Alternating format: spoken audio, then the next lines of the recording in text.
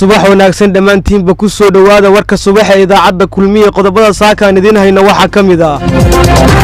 guddiga arrimaha bulshada ee aqalka sare oo ku eedeeyay ciidamada Kenya inay burburin ka wadaan gudaha Soomaaliya diyaarado dagaal oo dul heehaabaya deegaanada al-shabaab ay kaga sugan yihiin gobolka Galgaduud ciidamada militariga Soomaaliya oo la wareegay gacan ku haynta deegaan ka tirsan gobolka Jubbada Hoose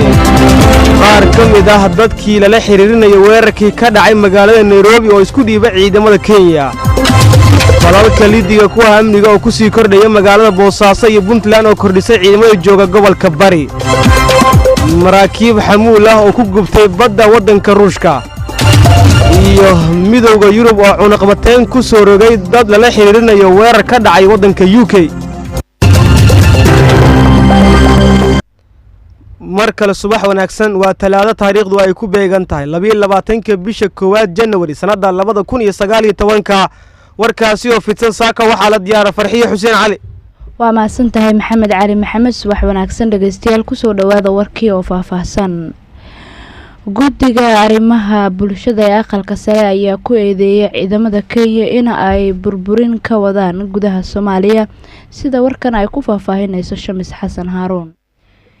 iyadoo maalmihii u dambeeyay ay ciidamada Kenya ay ka wadeen deegaano ka tirsan Jubbada Hoose burburka ay u geysanayaan goobo muhiim ah kuwaas oo ay ka mid yihiin shirkado isgaarsiineed iyo hanti ay lahaayeen Soomaali ayaa waxa arrimahaasi ka hadlay guddiga arrimaha bulshada ee aqalka sare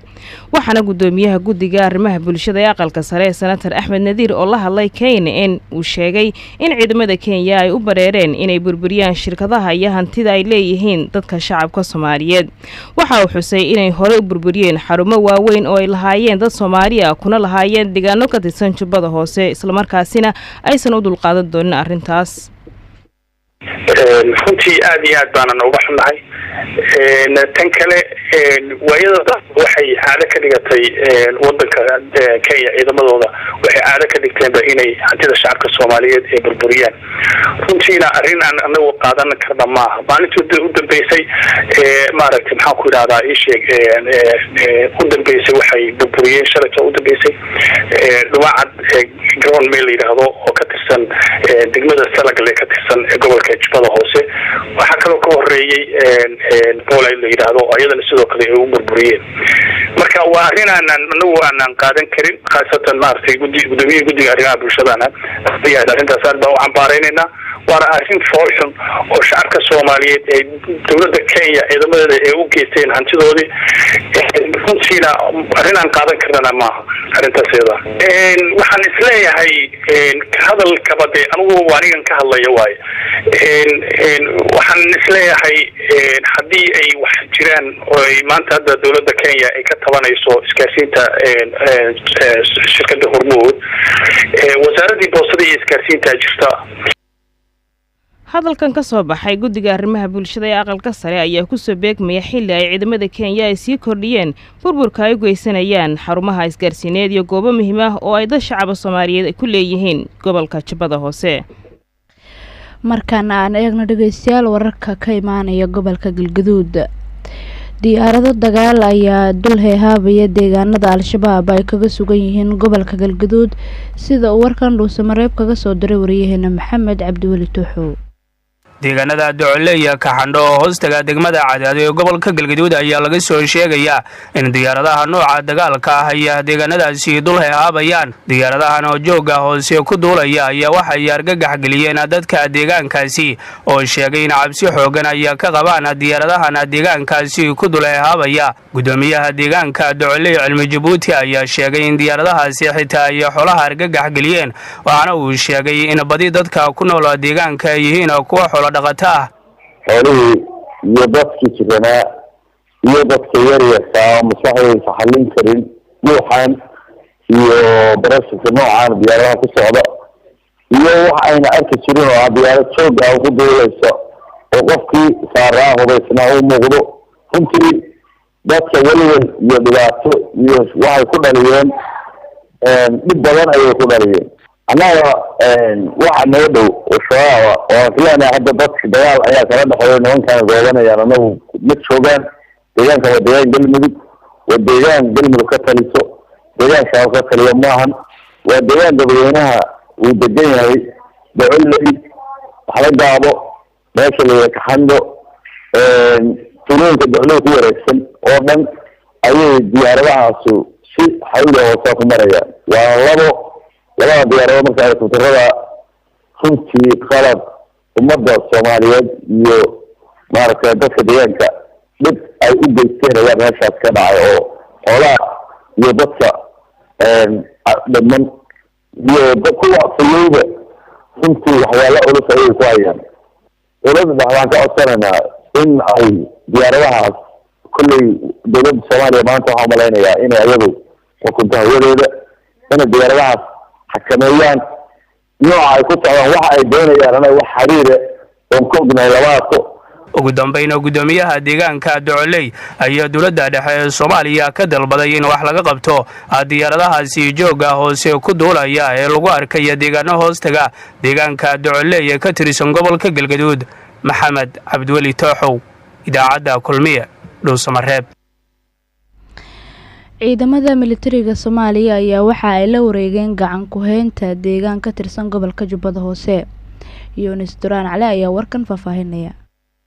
ciidamo ka tirsan militariga Soomaaliya iyo kuwa Jubbaland oo maalmihii u dambeeyay waday dhaqdhaqaaqyo ciidan oo ay ku doonayaan in al-shabaab kala wareegaan degmada Bu'aale ee gobolka Jubbada Dhexe ayaa waxaa la sheegay in ciidamada ay al-shabaab kala wareegeen deegaan lagu magacaabo Xakar oo ku yaala gobolka Jubbada Hoose. qabshashada ciidanka dowladda deegaanka Xagar ayaa waxaa xaqiijiyay taliyaha qaybta 43aad ee ciidanka xoogga dalka Jenaraal Cali Maxamed Maxamuud Bagmadow. qabshashada deegaanka Xagar ay qabsadeen ciidanka xoogga ayaa waxa imaanaysa iyadoo maalmo ka hor al-shabaab ay weerar qaraxyo ku bilowday dagaalka foolka-foolaan xigay ay ku qaadeen saldhig military oo ciidanka xoogga iyo kuwa Jubbaland ay kaga sugan yihiin deegaanka Person Guudi ka ku yaala gobolka Jubbada Hoose. maalmihii u dambeeyay ciidamada xoogga iyo kuwa Jubbaland ayaa waday dhaqdhaqaaqyo ciidan ay ku doonayaan in al-shabaab kala wareegaan degmooyinka gobolka Jubbada Dhexe oo dhammaantood gacanta al-shabaab ugu jira. sidoo kale madaxweynaha maamulka ayaa waxa wali uu ku sugan yahay deegaanka Dhobley oo ka tirsan gobolka Jubbada Hoose isagoo halka ka wada